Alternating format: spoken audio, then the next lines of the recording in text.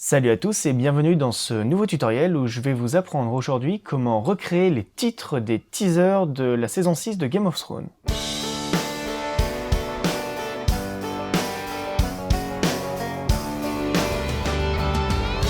Alors pour ceux qui n'ont pas encore vu le teaser en question, vous pouvez le retrouver ici.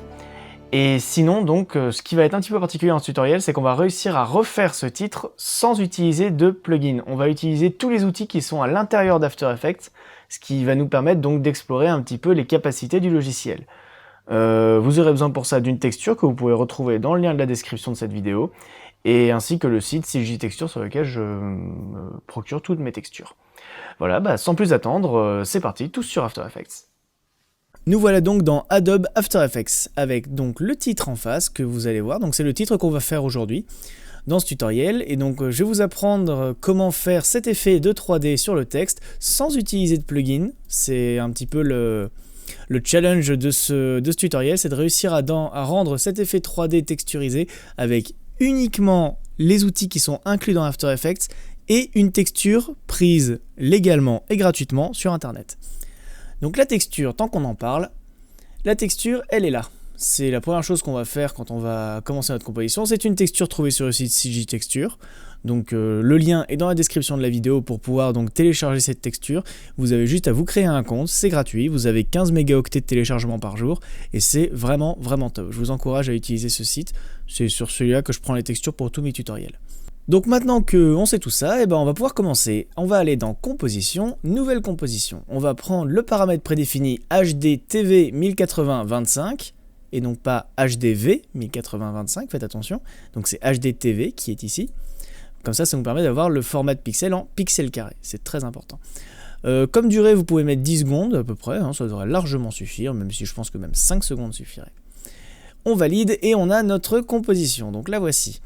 Donc comme je l'ai dit tout à l'heure, la première chose qu'on va faire c'est importer les textures. Donc la texture ici, donc Metal Bear 74.1 taille M. Donc là en plus c'est taille M, donc c'est le fichier gratuit. C'est vraiment, je la joue franc avec vous, c'est exactement ce que vous allez avoir. Donc pour le prendre, vous allez dans votre navigateur, vous le glissez directement dans l'onglet projet, ce qui l'importe directement. Pratique. Ce qu'on va faire ensuite, dans notre composition ici, on va aller sur Calque, Créer, Texte. On va créer un texte. On va copier. Hop. Alors oui, on va sélectionner le texte, on va le passer en blanc. Si jamais vous tapez et que votre texte n'apparaît pas, vous pouvez le passer en blanc, donc juste en le sélectionnant. Et ici, vous allez cliquer sur la petite pipette. Là, en fait, vous avez des pipettes pour sélectionner le noir ou le blanc. Hop, vous cliquez sur le blanc et comme ça, vous êtes sûr d'avoir la bonne pipette. Alors, on va mettre The New Season Begins, parce que de toute façon, c'est un petit peu pour ça aussi qu'on fait ça, c'est parce que les teasers de Game of Thrones sont trop géniaux. Voilà, on va la centrer avec donc l'alignement ici. Donc la fenêtre alignement, elle n'est pas de base dans votre dans votre interface. Pour la faire apparaître, il faut aller dans Fenêtre, hop, Fenêtre et cocher Aligner ici. Ce qui va vous faire apparaître la petite fenêtre que vous pouvez ensuite décaler, mettre où vous voulez, selon l'orchestration, on va dire, voilà, de votre plan de travail que vous souhaitez. Ça après c'est les goûts de chacun. Pour ma part, je le laisse ici, il est très bien. Ce qu'on va faire après, c'est qu'on va changer de police. La police qu'on a là, c'est pas la bonne. La police qu'il nous faut pour ce texte, c'est la police donc qui est utilisée pour Game of Thrones, à savoir la police Trajan Pro, qui est trouvable donc sur internet. Donc on la prend, qu'est-ce qu'on va faire? On va réduire un petit peu l'écart entre les deux et on va grossir le Begins parce que, hop, voilà, plus c'est gros, plus c'est imposant. On va réduire un petit peu le The New Season, voilà. On a notre texte, ce qu'on va faire c'est qu'on va le recentrer, donc centrer horizontalement et verticalement, voilà. Et maintenant, ce que vous allez faire, c'est que vous allez aller dans votre calque ici, vous allez faire clic droit et style de calque, biseau et estampage. Alors pourquoi est-ce qu'on fait comme ça? Il y a deux méthodes pour faire un biseau. Donc un biseau c'est le contour qu'on veut, le contour en 3D. Hop, si jamais je désactive mon style de calque et je vais vous expliquer justement pourquoi est-ce qu'on prend celui-là plutôt qu'un autre. Vous pouvez prendre celui-là, aller dans Effet, aller ensuite dans Perspective, je ne le trouve jamais, Perspective, voilà, et là biseau alpha. Techniquement ça paraît être le même, si ce n'est que vous allez voir qu'ici on a très peu de liberté mine de rien. On peut juste choisir la profondeur, l'intensité, mais c'est bien tout, quoi. Vous voyez la profondeur, et encore, on arrive très vite, on casse très vite l'effet, ce qui fait que ça rend très vite à rien, et c'est moche. Alors qu'avec donc le clic droit et le style de calque, vous allez voir que c'est totalement différent. On a donc toutes les options qui s'affichent ici. Elles sont dans la timeline, elles ne sont pas dans l'onglet effets comme d'habitude. Et donc là vous voyez qu'on a beaucoup plus de paramètres parce que ce style en fait est beaucoup plus précis, mais il est aussi beaucoup moins connu de la part des utilisateurs d'After Effects. Alors, qu'est-ce qu'on va faire? On va garder biseau interne. Vous pouvez tester tous les trucs, je vous encourage vraiment à tester les curseurs, bougez tout, faites votre popote, trouvez ce qui vous plaît. En l'occurrence, pour le tutoriel, on va rester sur biseau interne, et au lieu de me prendre une technique lissée, on va prendre une technique de cisaillement marqué. Vous voyez, déjà là, on arrive à quelque chose d'un peu mieux. C'est déjà pas mal. Ensuite, niveau profondeur, on va augmenter un peu la profondeur, histoire de rajouter un peu de contraste. Vous voyez, là on est pas mal, là. On est pas mal du tout. L'axe, c'est l'axe de la lumière, donc si vous voulez que ce soit plutôt vers le haut, plutôt vers le bas. Vous pouvez également, voilà, utiliser l'éclairage global. Ensuite, au niveau de la taille, qu'est-ce qu'on a? On peut pas toucher grand chose, parce que de toute façon, notre but, c'est que le cisaillement arrive au milieu du texte. Voilà, on est pas mal. Pour le lissage, on va pas lisser du tout, parce que vous voyez, si jamais j'active le lissage, eh ben on perd ce côté justement cisaillé, marqué au marteau comme on veut pour faire un titre Game of Thrones. L'angle, on va le laisser, tout ça c'est les angles d'éclairage, vous pouvez modifier tous ces paramètres hein, comme vous voulez. L'opacité des tons foncés, on va peut-être la monter à 85, voilà, c'est pas mal. Vous voyez, si jamais vous activez la transparence, vous voyez donc on a pas mal de foncé, pas mal de clair. Il faut qu'on ait du contraste, ça c'est la base. Il faut qu'on ait un petit peu de contraste, pas trop non plus, vous voyez, il ne faut pas qu'on arrive au noir complet ici. On reste sur du gris très foncé, c'est parfait. Voilà. Alors maintenant vous allez me dire, ouais, t'es bien sympa, mais là notre texte quand même il manque un petit peu de texture métallique. On va y venir, on va retourner dans notre onglet projet et on va prendre notre texture métallique, qu'on va donc importer. Voilà. Pouf. C'est bon, vous l'avez, vous êtes content. Hop, voilà, vous allez la passer en dessous de votre texte. Et là, ce qu'on va faire, c'est qu'on va utiliser le cache, le mode cache, donc on avait utilisé déjà dans le précédent tutoriel. Si jamais la case cache n'apparaît pas, c'est possible. De base, sur After Effects, normalement, cette partie-là de la timeline est cachée. Vous faites clic droit, colonne, mode. Vous activez mode, et vous avez donc le cache et le mode de fusion aussi. Et avec ce cache, ce qu'on va faire, c'est qu'on va décider de faire apparaître sur la luminance. Ce que ça va faire, pour ceux qui n'ont pas suivi le précédent tutoriel, ce que ça va faire, c'est qu'en fait, ça va vous prendre la luminance, donc le blanc et le noir, de votre calque supérieur, à savoir notre texte, et ça va faire apparaître la texture uniquement là où c'est clair, et la faire disparaître au fur et à mesure vers là où c'est foncé. Et l'effet, hop, vous l'avez là. Et comme ça, vous avez une texture. Et ensuite, si jamais vous bougez votre texture derrière, vous voyez qu'elle apparaît toujours au même endroit. Si vous la sortez, par contre, là, elle apparaît plus. C'est normal. Ce qu'on va faire, c'est qu'on va réduire un petit peu, histoire d'arriver vraiment au bord de bord. Voilà, pour regagner un petit peu en résolution. Il faut savoir que si jamais vous la téléchargez avec un forfait gratuit, vous allez avoir une image qui n'est pas non plus d'une super résolution. Donc, faut pas hésiter à la réduire un petit peu pour regagner un petit peu en netteté. Bon, on a notre texte, il est texturé, c'est parfait. Par contre, on peut voir qu'il est un petit peu marron. C'est pas vraiment dans la même ambiance, l'ambiance un peu froide des teasers de Game of Thrones. Ce qu'on va faire, c'est qu'on va sélectionner notre texture, que d'ailleurs on peut renommer texture, vous pouvez la sélectionner, vous appuyez sur Entrée, et vous pouvez la renommer texture, comme ça au moins vous êtes sûr de ne pas vous y perdre. Et là vous allez dans Effets, Correction colorimétrique, et on va sélectionner une courbe.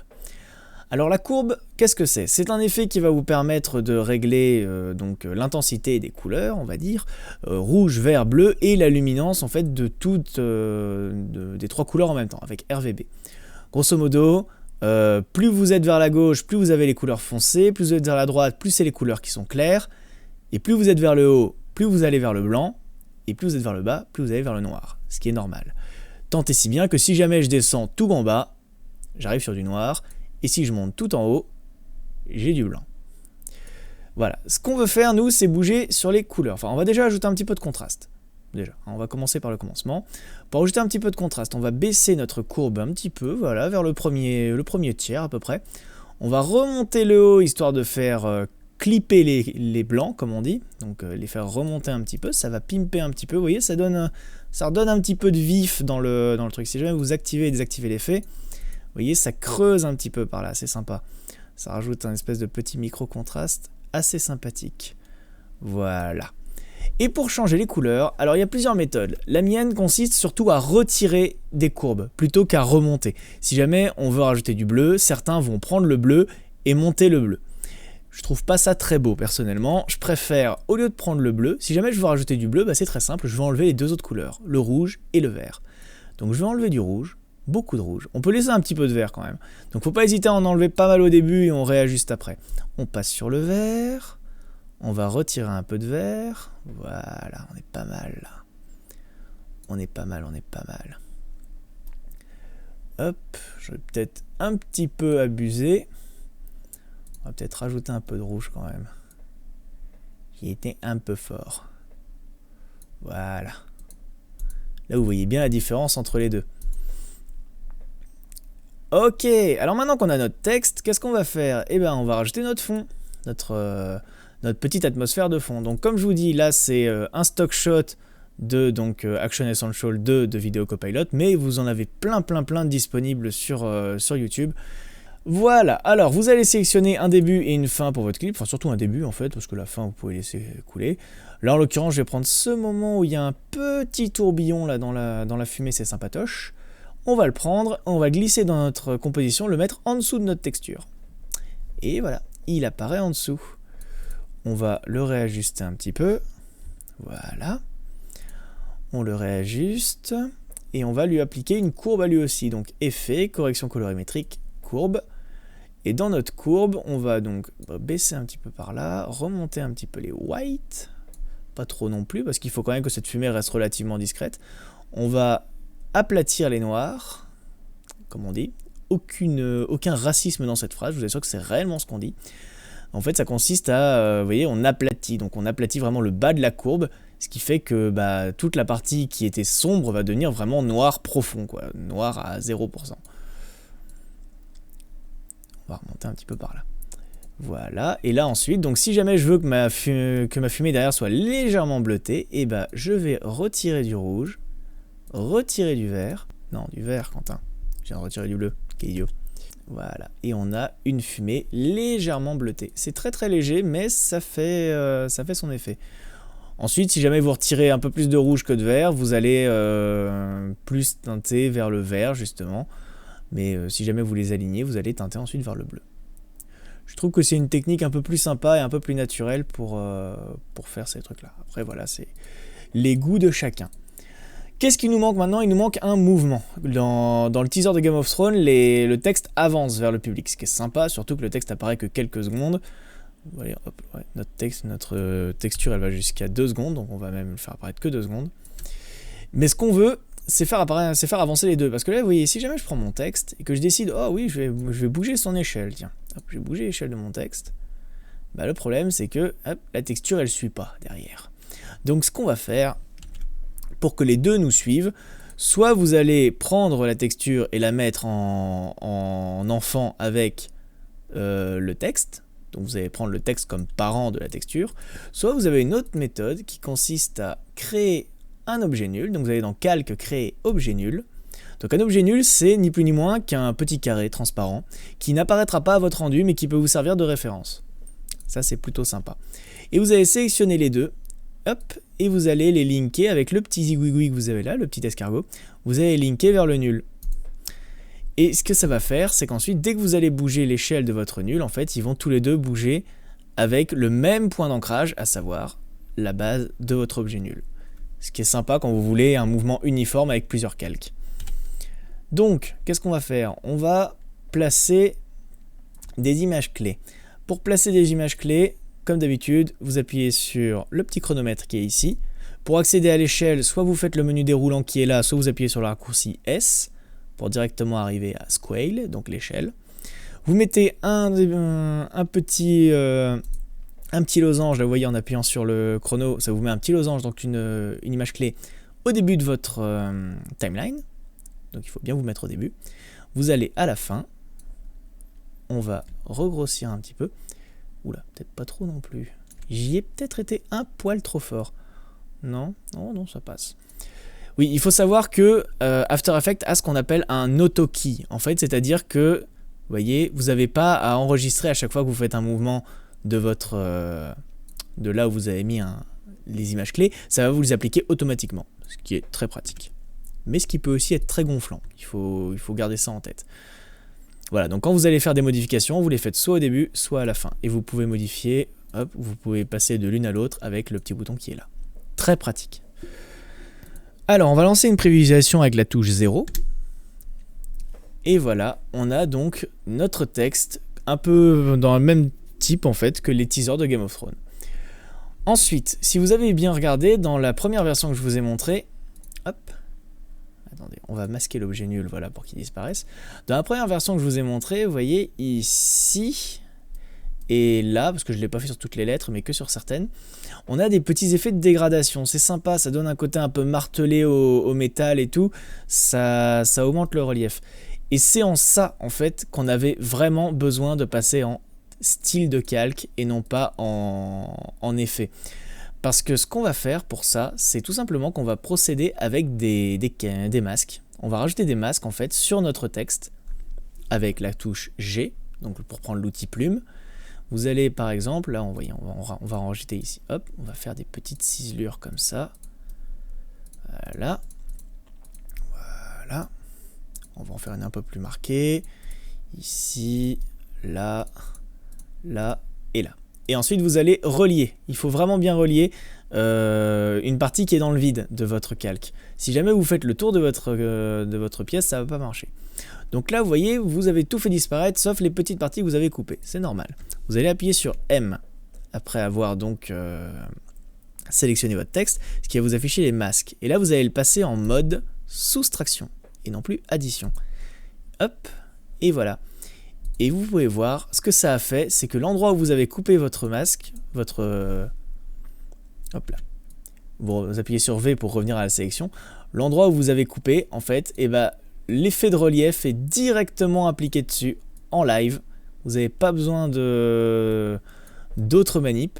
Et c'est en ça en fait que cet effet est super pratique, parce que si jamais vous aviez juste pris un bête effet donc dans l'onglet effet en haut, bah ça vous aurait tout simplement coupé le biseau, mais ça l'aurait pas réajouté par dessus. Ça c'est un truc qui est assez sympa à savoir. Donc ces styles de calque qui permettent de prendre en compte les masques. Vous voyez, on va en faire un petit autre ici. Voilà. On va aller jusque là. Voilà. Et donc ce que je vous disais, c'est que justement, il faut bien faire attention quand vous utilisez cette technique, parce que bah, si ensuite vous modifiez votre texte, et bah, ça va totalement vous modifier, vos masques, eux, ils ne vont pas bouger. Donc c'est vraiment un truc à faire, ces trucs de texte là, ces masques, dès que vous avez vraiment votre texte, que vous êtes sûr que c'est celui-là que vous allez garder et que vous n'allez pas le retoucher derrière. Sinon, vous allez tout simplement travailler pour rien, et c'est pas bien. Vous pouvez le faire sur tout votre texte, hein, si vous voulez, pour rajouter un petit effet un peu destroy. Vous voyez quand même que l'effet est vachement plus sympa avec le masque que sans. Ça rajoute encore plus à cet effet d'impression 3D. C'est un rendu assez sympa, je trouve. On lance le rendu, et voilà. Ensuite, pour ce qui est donc de finaliser votre plan, je vous redirige vers le tutoriel sur les exports vidéo avec After Effects et Premiere Pro. Donc que vous pouvez trouver sur la droite dans la banderole d'infos. Et donc voilà, j'espère que ce tutoriel vous aura plu, j'espère que vous êtes aussi impatient que moi de découvrir cette saison 6 de Game of Thrones, donc qui va débuter au moment où j'enregistre cette vidéo. La saison commence dans 20 jours. Elle commencera dans quelques jours quand vous verrez ce tutoriel, parce qu'il sera publié plus tard. Mais voilà, en tout cas j'espère que ça vous aura aidé et que grâce à ce tutoriel vous aurez appris des choses, notamment ces styles de calque qui sont quelque chose que j'ai appris très récemment sur After et qui malgré tout permet quand même de faire des choses qu'on n'aurait pas pu faire autrement avec uniquement les effets genre biseau alpha, etc. Voilà. N'hésitez pas à vous abonner à la chaîne Vectan Production 2, à partager ce tutoriel s'il vous a plu. Je publie un tutoriel toutes les semaines, le lundi, parce que tout le monde est triste le lundi, donc je publie un tutoriel en espérant égayer un petit peu votre journée. Voilà, n'hésitez pas à vous abonner, à partager, à liker, et je vous dis à la semaine prochaine pour un prochain tutoriel.